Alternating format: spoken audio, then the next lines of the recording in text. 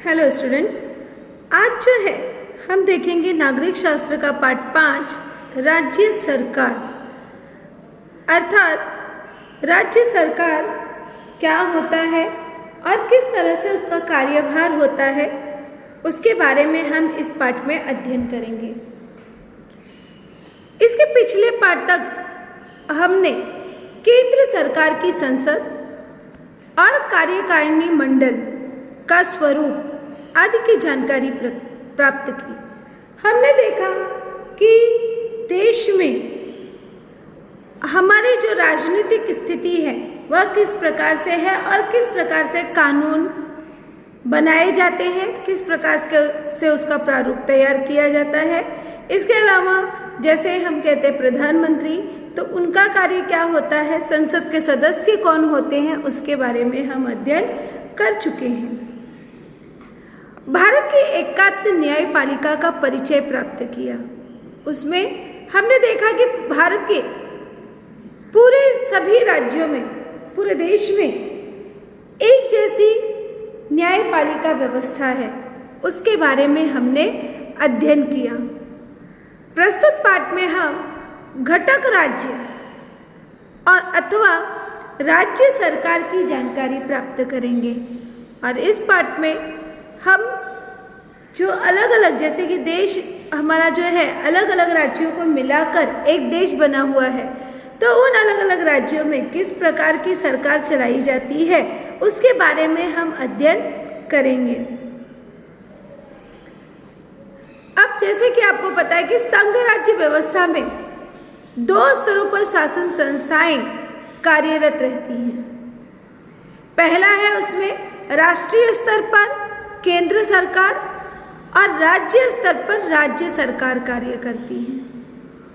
तो यहाँ पे एक प्रश्न बनता है कि संघ राज्य व्यवस्था में शासन संस्थाएं कौन सी 2 शासन संस्थाएं कार्यरत रहती हैं।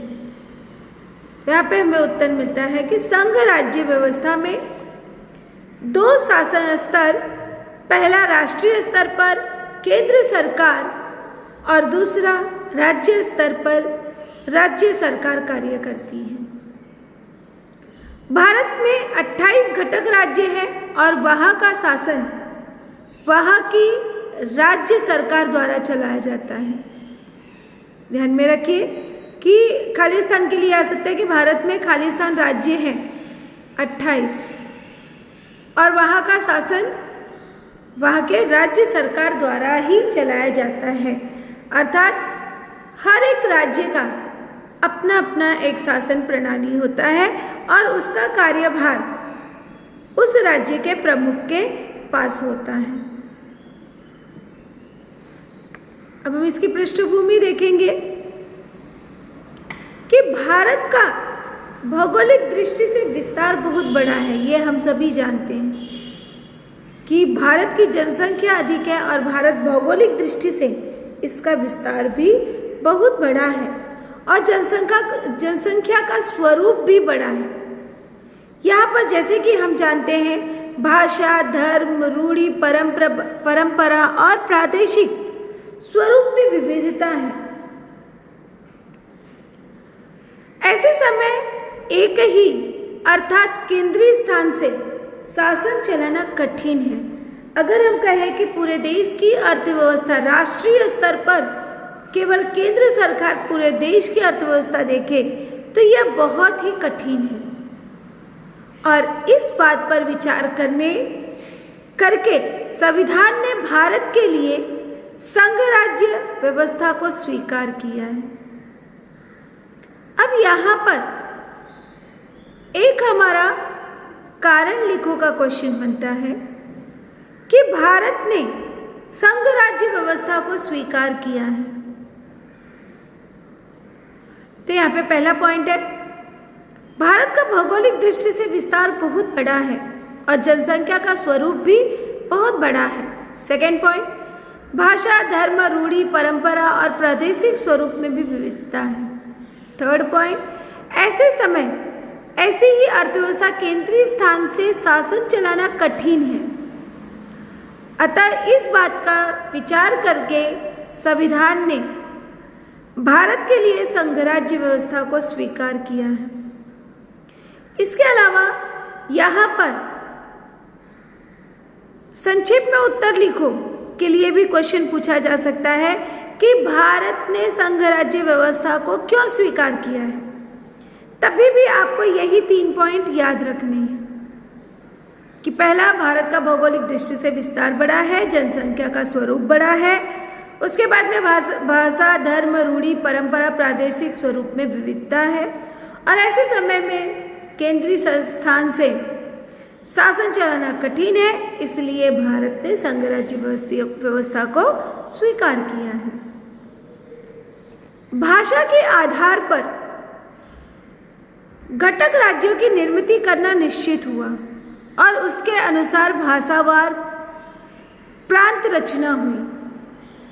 तो ये जो भाषाएं देखते हो आप, उनके अनुसार भाषा के आधार पर ही घटक राज्यों की निर्मित हुई है और निर्मित करना निश्चित हुआ और इसके अनुसार ही भाषावार, जो भाषा के लोग हैं, उनके प्रांत निश्चित हुए। जैसे पंजाब कहा तो पंजाबी वहाँ अधिक है, तमिलनाडु कहा तो वहाँ पे तमिल अधिक है, महाराष्ट्र कहा तो वहाँ पे मराठी अधिक है, उत्तर प्रदेश कहा तो वहाँ पे यूपी वाले अधिक है। तो इस तरह से उनकी भाषा के अनुसार ही यहाँ पर घटक राज्यों के निर्मित भी निश्चित हुई है। भारत के सभी घटक राज्यों की शासन व्यवस्था का राजनीतिक स्वरूप एक ही है। ये नहीं है कि भारत में यूपी में अलग शासन पद्धति है तो महाराष्ट्र में अलग है या तमिलनाडु में अलग है, ऐसा नहीं है। भारत के जो भी घटक राज्य हैं उन सभी की शासन व्यवस्था का राजनीतिक स्वरूप एक समान है। अब यहाँ पे रिक्त स्थानों के लिए पूछा जा सकता है कि भारत के सभी घटक राज्यों की शासन व्यवस्था का राजनीतिक स्वरूप खाली स्थान है, तो हमें उत्तर मिलता है एक समान है। कुछ अपवाद भी हैं, जैसे जम्मू कश्मीर, केवल जम्मू कश्मीर की शासन प्रणाली जो है वह भिन्न है, भारत के अन्य घटक राज्यों से भिन्न है। उनका एक स्वतंत्र शासन प्रणाली है। महाराष्ट्र के संदर्भ में हम घटक राज्यों की शासन संस्थाओं का स्वरूप जानेंगे। तो इस चैप्टर में हम सभी राज्यों के तो बारे में नहीं, किंतु महाराष्ट्र में यहाँ पर शासन संस्थाएं किस प्रकार से कार्यरत हैं, इसके बारे में हम अध्ययन करेंगे। यद्यपि आप लोग जानते होंगे कि भारत में 28 घटक राज्य हैं, फिर भी विधानसभाओं की संख्या, जो विधानसभा है उसकी संख्या 31 है। अब उसके पीछे कारण क्या है कि इसमें जो केंद्र शासित प्रदेश हैं, इसमें जो हमारे केंद्र शासित प्रदेश हैं उनकी गणना भी की गई। जैसे दिल्ली, पुदुचेरी और जम्मू और कश्मीर, इन केंद्र शासित प्रदेशों में विधानसभाएं अस्तित्व में हैं और यही कारण है कि यहाँ पर 31 विधानसभाएं हैं। अब हम देखेंगे राज्य सरकार का विधिमंडल, कि राज्य सरकार का विधिमंडल किस प्रकार से उसकी रचना होती है। केंद्र की संसद की तरह राज्य स्तर पर, जैसे केंद्र की संसद हमने देखा, तो उसी प्रकार से केंद्र की संसद की तरह राज्य स्तर पर प्रत्येक राज्य का विधिमंडल है।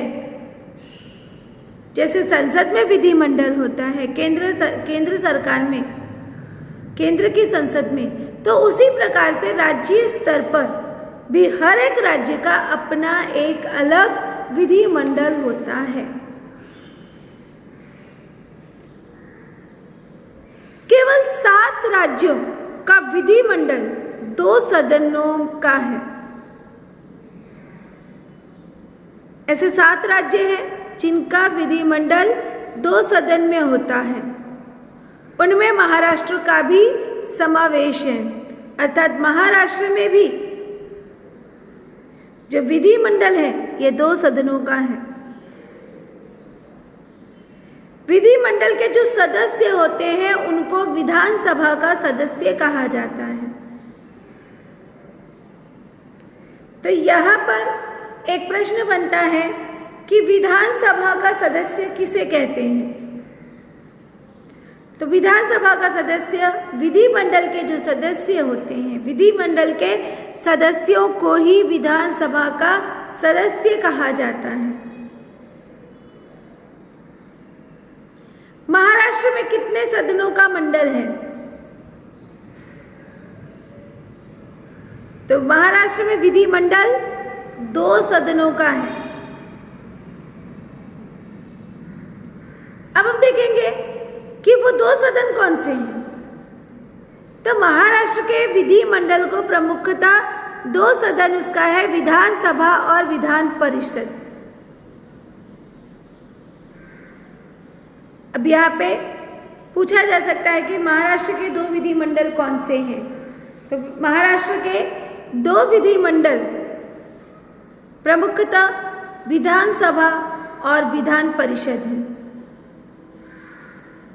अब हम इन दोनों के कार्यों को अलग अलग देखेंगे। जैसे कि आपको ये दिखाई दे रहा है, ये विधानसभा है जो कि मुंबई में है।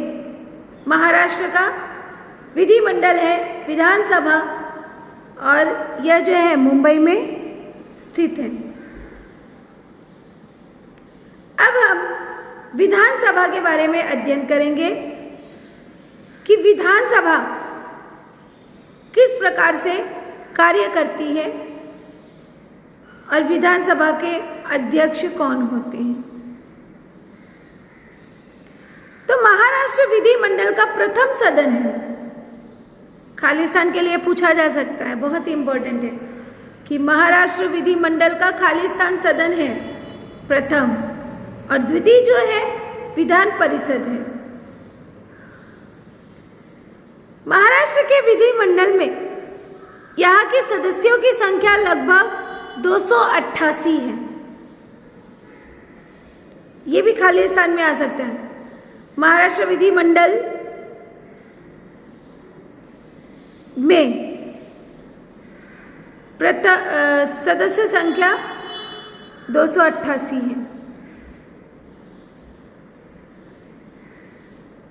यह विधानसभा में सदस्य संख्या खालिस्तान है, तो आपको उत्तर लिखना होगा 288, जिसमें से एग्लो इंडियन समाज को एग्लो इंडियन मतलब कि जिसकी माता या पिता में से कोई एक भारतीय हो और कोई एक जो है विदेशी। जब भारतीय विदेशी से शादी करता है तो उसे कहा जाता है एग्लो इंडियन, चाहे वह स्त्री हो या पुरुष हो। तो इस तरह से एग्लो इंडियन समाज को पर्याप्त प्रतिनिधित्व न होने पर राज्यपाल इस समाज के एक प्रतिनिधि को विधानसभा पर नियुक्त करते हैं। अर्थात एग्लो इंडियन समाज के लिए भी एक पद जो है, एक व्यक्ति की नियुक्ति एग्लो इंडियन समाज से की जाती है। इसके अलावा अनुसूचित जाति और अनुसूचित जनजाति के लिए कुछ सीटें आरक्षित होती हैं।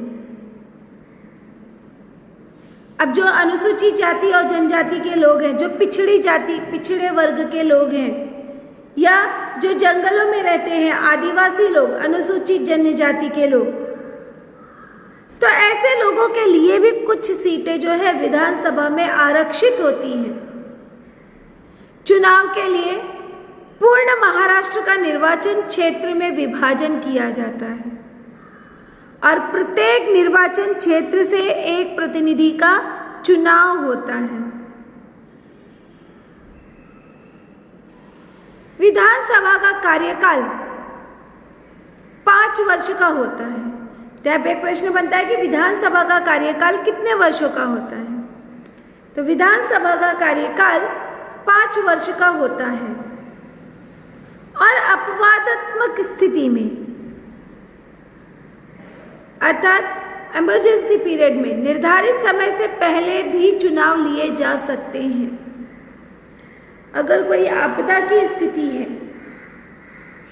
या कोई अपवाद है तो यहाँ पर पहले भी 5 वर्ष का कार्यकाल पूर्ण होने के पहले ही यहाँ पर चुनाव किया जा सकता है। अब देखेंगे कि इसके प्रतिनिधित्व के लिए क्या शर्तें रखी गई हैं। तो जिनकी आयु 25 वर्ष पूर्ण हुई है, जो व्यक्ति 25 वर्ष पूर्ण कर चुका है, ऐसा कोई भी भारतीय नागरिक जिसका महाराष्ट्र में निवास है, अर्थात जो महाराष्ट्र में रहता है, वह विधानसभा का चुनाव लड़ सकता है। तो यहाँ पर प्रश्न बनता है कि विधानसभा के चुनाव के लिए क्या शर्तें हैं। तो विधानसभा के चुनाव के लिए पहली शर्त है जिसकी आयु 25 वर्ष पूर्ण हुई हो, जो 25 वर्ष का हो चुका हो, और इसके साथ ही साथ ऐसा कोई भी भारतीय नागरिक जो कि महाराष्ट्र में निवास करता है, तो वह विधानसभा का चुनाव लड़ सकता है। अब यहाँ पे विधानसभा के बड़े उत्तर में प्रश्नों के लिए पूछा जा सकता है। संक्षेप में उत्तर लिखो। विधानसभा के विषय में जानकारी दीजिए। तो विधानसभा के विषय में जानकारी दीजिए तो आपको ये पूरा लिखना पड़ेगा कि महाराष्ट्र विधि मंडल का प्रथम सदन है और उसकी सदस्य संख्या 228 है। दूसरा पॉइंट, एंग्लो इंडियन समाज को पर्याप्त प्रतिनिधि न होने पर राज्यपाल इस समाज के एक प्रतिनिधि को विधानसभा पर नियुक्त करते हैं। नेक्स्ट पॉइंट, अनुसूचित जाति और अनुसूचित जनजाति के लिए कुछ सीटें आरक्षित होती हैं। उसके बाद अगला पॉइंट, चुनाव के लिए पूर्ण महाराष्ट्र का निर्वाचन क्षेत्र विभाजन किया जाता है और प्रत्येक निर्वाचन क्षेत्र से एक प्रतिनिधि का चुनाव होता है। नेक्स्ट पॉइंट, विधानसभा का कार्यकाल 5 वर्ष का होता है। अपवाद की स्थिति में यह चुनाव पहले भी रखा जा सकता है। और इसके बाद एक लास्ट पॉइंट लिख देंगे, जिसकी आयु 25 वर्ष पूर्ण हुई हो, ऐसा कोई भी भारतीय नागरिक जो महाराष्ट्र में रहता है विधानसभा का चुनाव लड़ सकता है। तो ये 6-7 पॉइंट आपको जो है विधानसभा के बारे में लिखने हैं। अब हम अगली कड़ी में देखेंगे विधानसभा का अध्यक्ष। तो विधानसभा की कार्यवाही अध्यक्ष के नियंत्रण और मार्गदर्शन में होती है, क्योंकि कोई ना कोई मार्गदर्शक चाहिए। तो इसलिए विधानसभा की कार्यवाही एक अध्यक्ष के नियंत्रण और मार्गदर्शन में होती है। अब यहाँ पे खाली स्थान के लिए पूछा जा सकता है कि विधानसभा की कार्यवाही खाली स्थान के नियंत्रण और मार्गदर्शन में होती है, तो हमें उत्तर मिलता है अध्यक्ष। एक वाक्य के लिए भी पूछा जा सकता है कि विधानसभा की कार्यवाही किसके नियंत्रण और मार्गदर्शन में होता है, तो उत्तर मिलता है अध्यक्ष।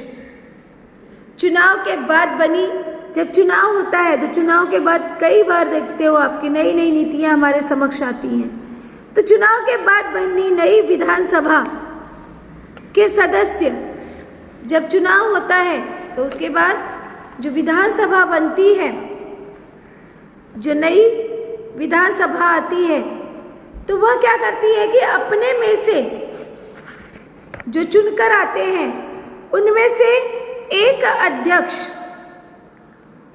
और एक उपाध्यक्ष पद पर चयन करते हैं।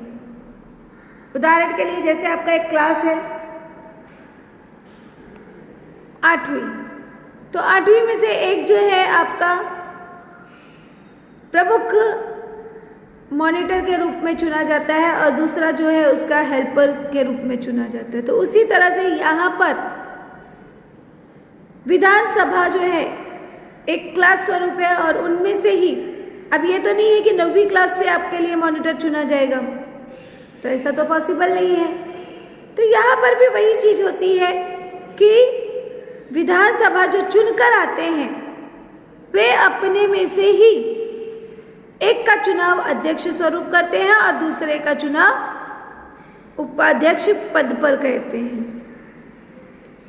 अध्यक्ष को सदन की कार्यवाही अनुशासनबद्ध तरीके से हो, इसलिए कार्यक्रम पत्रिका तैयार करने के लिए से लेकर असंसदीय आचरण करने वाले सदस्यों को सदन से निलंबित, मतलब निकालना, निलंबित करने तक के कार्य करने पड़ते हैं। तो यहाँ पे प्रश्न बनता है कि अध्यक्ष के कार्य क्या हैं? तो पहला, अध्यक्ष के निम्नलिखित कार्य हैं। अध्यक्ष को सदन की कार्यवाही अनुशासनबद्ध से तरीके से चलानी होती है। दूसरा, कार्यक्रम पत्रिका तैयार करना पड़ता है। तीसरा, असंसदीय आचरण करने वाले सदस्यों को सदन से निलंबित करने का कार्य अध्यक्ष करता है। अध्यक्ष की अनुपस्थिति में सभी कार्य उपाध्यक्ष पूर्ण करते हैं। जब अध्यक्ष नहीं होता है तो सारा कार्यभार उपाध्यक्ष देखता है। महाराष्ट्र विधिमंडल में कम से कम 3 अधिवेशन सत्र बुलाए जाते हैं। अब यहाँ पे एक प्रश्न बनता है कि महाराष्ट्र विधिमंडल में कम से कम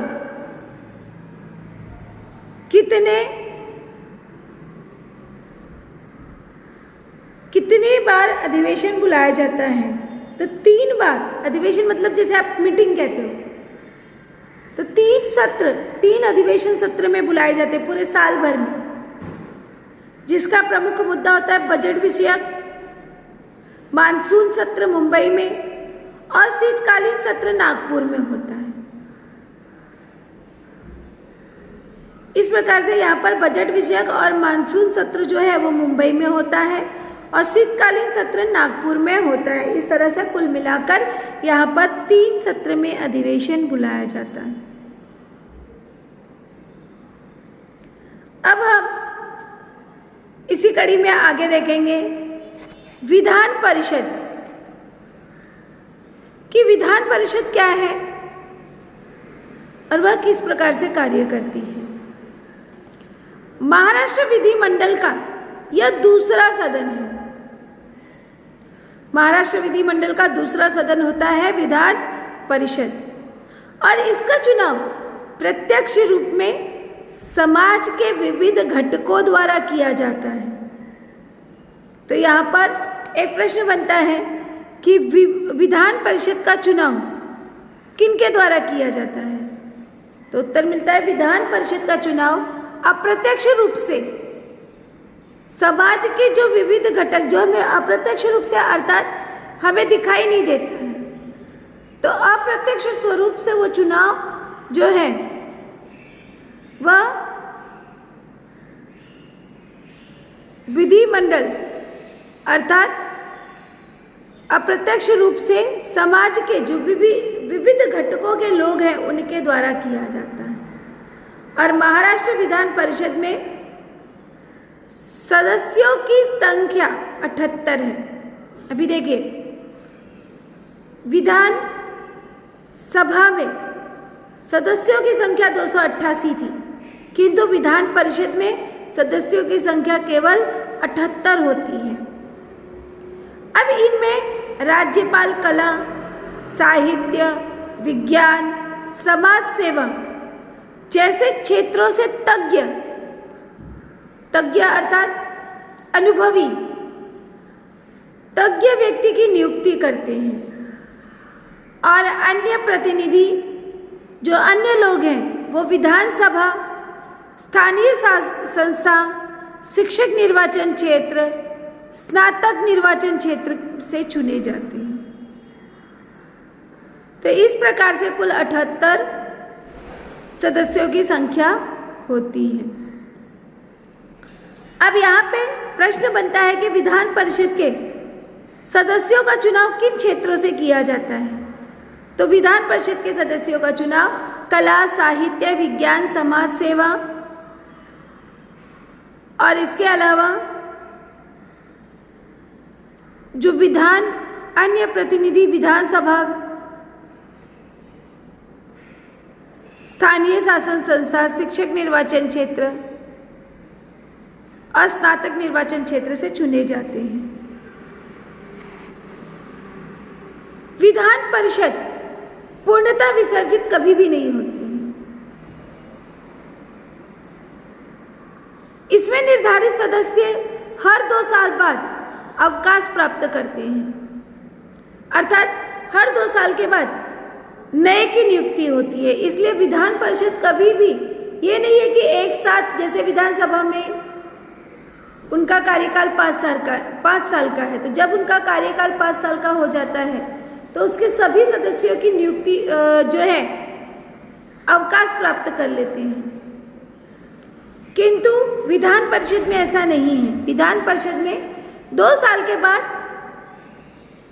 सदस्यों को, निर्धारित सदस्यों को निकाला जाता है और उतनी ही सीटों के लिए चुनाव होकर वे पद भरे जाते हैं। जैसे 10 है तो 10 में से 6 को निकाल दिया गया या 10 में से 4 को निकाल दिया गया और उनके बदले 4 नए रखे गए। उसके बाद जो है अब पुराने 6 बचे, फिर अगली 2 साल में उन 6 में से 4 निकाल दिए जाएंगे और उनके बदले नए भरे जाएंगे। फिर अगले 2 साल में अब आप देख रहे हो कि 2 बचे, लेकिन फिर अगले साल में वहाँ पर 4 निकाल दिए जाएंगे और फिर नए 4 की नियुक्ति हो जाएगी। तो इस तरह से यहाँ पर यह पूर्णतः सभी का कार्यकाल एक साथ समाप्त नहीं होता है। विधान परिषद की कार्यवाही विधान परिषद के अध्यक्ष के नियंत्रण और मार्गदर्शन में चलती है। सारा कार्यभार जो है विधान परिषद के जो अध्यक्ष होते हैं वही देखते हैं और अध्यक्ष की अनुपस्थिति में उपाध्यक्ष इस दायित्व का निर्वहन करता है। जब अध्यक्ष नहीं होते हैं तो सारा कार्यभार उपाध्यक्ष देखता है। तो इस प्रकार से हमने देखा विधानसभा और विधान परिषद, महाराष्ट्र के जो 2 सदन हैं उनके बारे में हमने अध्ययन किया।